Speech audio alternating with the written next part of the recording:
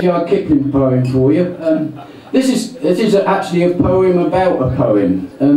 When Lord Alfred Tennyson wrote his famous poem "The Charge of the Light Brigade," it was enormously popular in Victorian England, and children were taught to recite it at school, and it really chimed with the way the Victorians thought of themselves. But at the height of its popularity, it was discovered that there were actually some survivors from the Charge of the Light Brigade still alive. And true to form, they were living in abject poverty on the streets of London. And there was a public outcry at this, and the government of the day made a lot of promises. They were going to do a lot for them, but after a lot of waffling about it, they did nothing. And so these guys who had so bravely charged the Russian guns in their youth decided to band together for one last time and try and find Lord Alfred Tennyson to see if he could help them in their distress. And that's what the song's about. The words are by Rudyard Kipling. It's called "The Last of the Light Brigade." Hang on. There were 30 million English who spoke of England's might. There were 20 broken troopers who lacked their bed for the night. They had neither food nor money. They had neither service nor trade. They were only shiftless soldiers, the last of the Light Brigade. They thought that life was fleeting, they knew not that art was long, but they lived in a deathless song. They lived in a deathless song.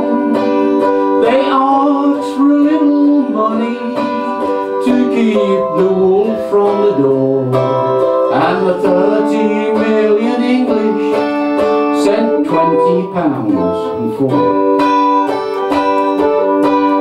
So they laid their heads together, that were old and scarred and grey. Keen had been the Russian sabres, but one was keener than they. And so, I've got the next bit. And the old troop sergeant muttered, "Let us find the man that writes those things on balaclava that the kiddies at school recite."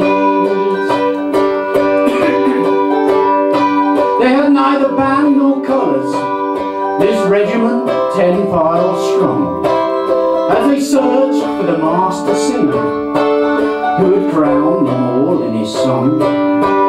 Then waiting his servant's order, at his garden gate they stayed, a desolate little cluster, the last of the Light Brigade.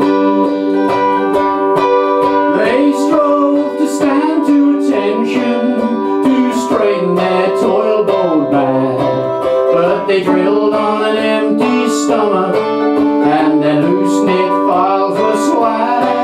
With stooping on weary shoulders, in garments tattered and frayed, they shambled into his presence, the last of the Light Brigade. Now the old troop sergeant was spokesman, and begging your pardon, he said, but you wrote that the Light Brigade, sir, is all that isn't dead.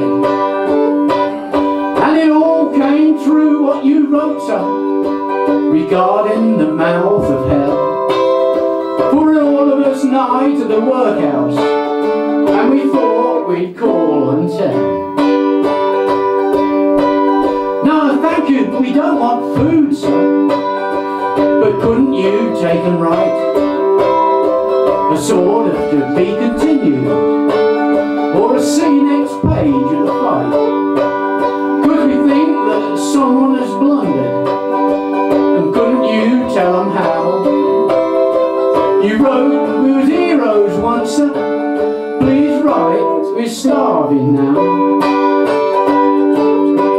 Then the poor little army departed, limping, lean and forlorn, and the heart of the master singer grew hot with the scorn of scorn.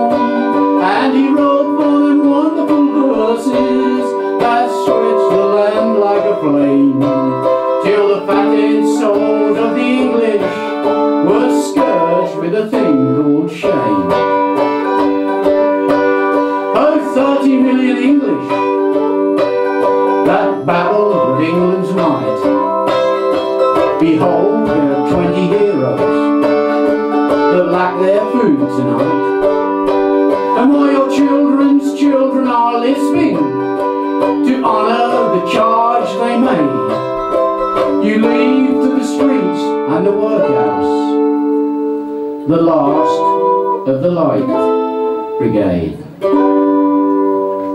Thank you.